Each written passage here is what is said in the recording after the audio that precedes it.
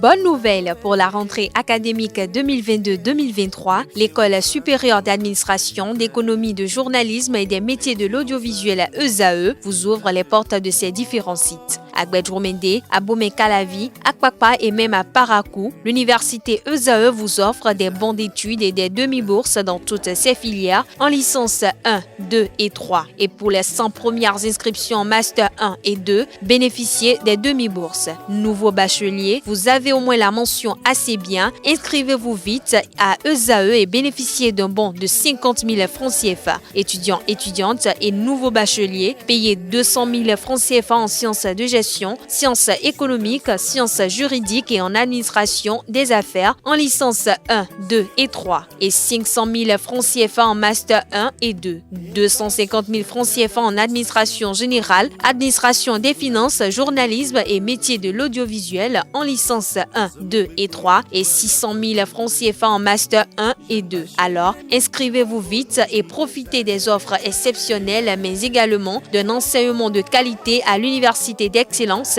ESAE. Infoline 90 93 65 21 ou le 98 98 14 00. ESAE, l'excellence a un nom. Bonjour à tous. Après son succès éclatant 5-2 face à la Côte d'Ivoire, les Amazones U20 dames du Bénin n'ont pu récidiver.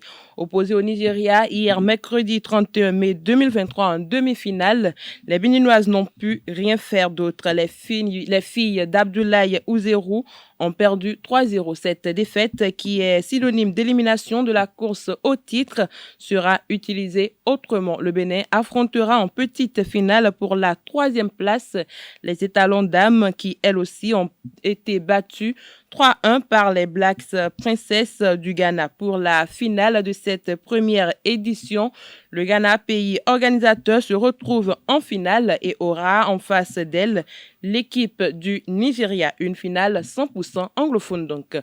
Autre discipline, le comité de gestion de la Ligue professionnelle de basketball a rendu public le calendrier des playoffs et de la finale de la Yuzu League Pro 2022-2023.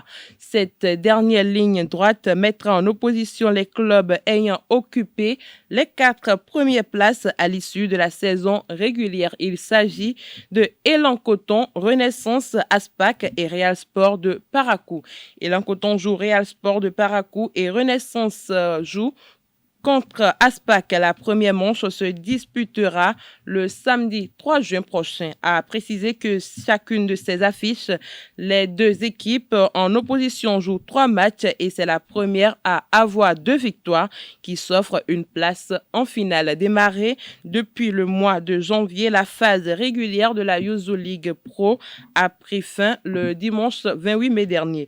Repris, le Challenge Cotonou Skating Open a fait une grande mobilisation le dimanche pour le compte de la 60e édition de cette compétition qu'organise la Fédération béninoise de roller sport pour mettre ses athlètes en jambes. Cette 60e édition qui s'est tenue sur la nouvelle chaussée de Agonticon a connu la participation de plus de 200 athlètes répartis par catégorie.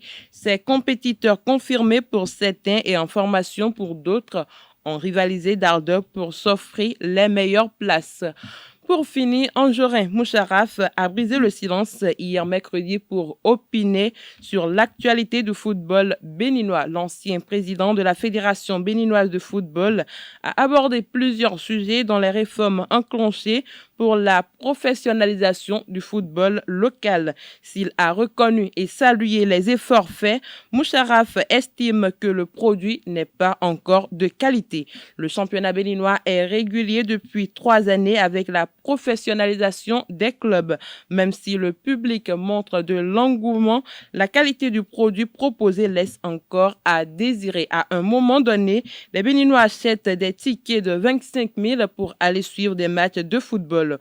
Aujourd'hui, il faut avouer que le produit que nous avons n'est pas de qualité. Si notre football est de qualité, soyez sûrs que les Béninois sortiront pour soutenir, a déclaré l'ancien président de la Fédération béninoise de football.